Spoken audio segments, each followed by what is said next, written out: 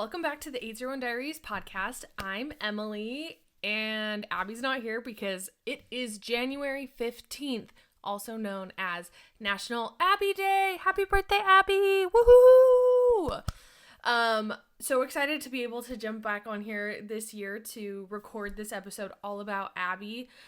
Last year I had a bunch of other people record a video, call in, I don't know, and share their thoughts and stories, and this year it's me, and I'm just so excited to get to spend a little bit of time just talking about Abby and just kind of letting you guys get to know her even more. I feel like we've almost been doing this now for 2 years, and it's been so fun to be able to let out so many different versions of our personalities, and I just feel like this is another way to get to know Abby more and be able to kind of get inside of her psyche, her brain a little bit.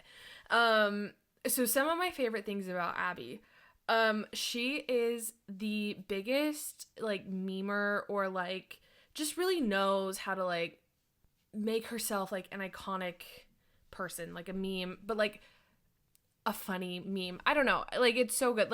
For Christmas this year, we always get pajamas on Christmas Eve. That's the present we open before we go to bed. And this year she specifically asked from our mom, who gave them to us, to get a nightgown with a nightcap and an old-timey candle, like Ebenezer Scrooge, just so funny. And so she wanted that so badly, and bless Judy's heart, she pulled it off, and it's so good. Abby has this nightcap, and she walks around the house with this lit candle. She bought a whole Abby ended up buying a 34 pack or 35 pack of candle that she's just now haunting her house with.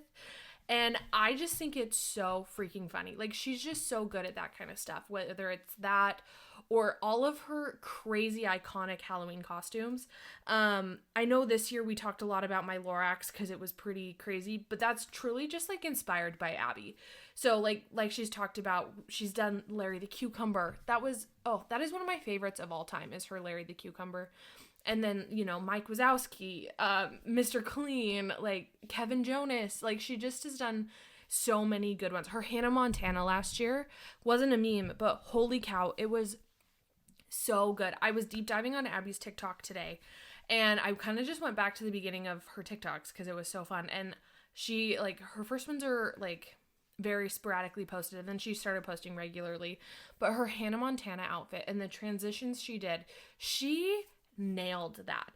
I have never seen someone commit to a theme and just full send, every aspect. And I mean, it kind of goes with everything. She'll just commit, and she's committed. She's not gonna do it halfway. She's gonna go full send. Kind of also with her marathon, she last year set the goal she wanted to run a marathon, and she did. She ran that Honolulu marathon, and I just think it's just so funny and so fun. Some of my favorite recent memories of Abby are when she wakes. So there's a huge time difference, right, between Finland and Utah. I'm 9 hours ahead of her. So if she's doing something funny, she's doing something and it's her evening, nighttime, it's pretty gosh darn early for me. So over the summer, if you guys remember, Abby bleached her eyebrows, and it was so funny because she obviously didn't tell me it was happening. I just woke up to a FaceTime, and it was just her eyebrows. It was just a little bit of her face, and it was so freaking funny. But I feel like every time she has something goofy that she's doing, she'll just call and wake me up no matter what time it is. And I honestly just love that because I think it's hilarious, and I appreciate so much that she still, even though I live far away, she still keeps me in the loop about what's going on. And I just think that is so fun. Some other fun things that we've been doing, kind of along the same thing, is we've been having long FaceTime calls the past little bit, and I think it's so funny.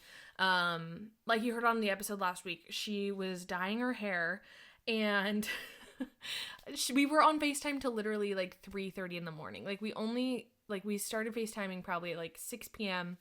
to 3 in the morning with a 3-hour break so I could go watch a movie with Maya. And it was just so funny just to have like just the randomness of just what was going on, and but just like so fun. Because I think for me, that was one of my biggest fears with moving, was that like I was kind of gonna lose that everyday relationship with people. And Abby has been so kind and loving to keep that up, and like just call me when things are random. And I think that is just like the coolest thing ever.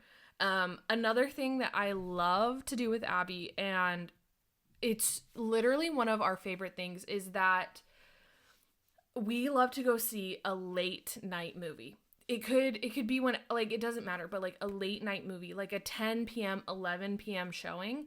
That is the best time. You get to wear your comfy PJs, and you bring your blankets, and you just like get your Mega Deal and your Milk Duds, and you just sit there and just watch this movie, and watch a movie, and it's so fun. And like I love that. And I think it, like, we did it for Housemaid the other day, and it was funny because we were gonna go see it Christmas night, like, because there was like an 11 p.m. show, so we were like, oh well, maybe we'll just go after. But Abby's like, I want to go see it so bad, but I also just want to go and have popcorn. And like we just had like Christmas dinner, so we were not gonna go get like a crazy bunch of popcorn. So we went the next day to make sure we could get popcorn. And I just love that, like, she wants to make everything an event and like make sure that she's doing it to her most, you know, like going to see the movie. She didn't want to go and not be able to have the full experience. So we went the next day when we could have the full movie experience. And I just love that, because I think that's something Abby is so good at like enjoying the moment, but just making the most of it. Like she doesn't take anything for granted. And I love that so much.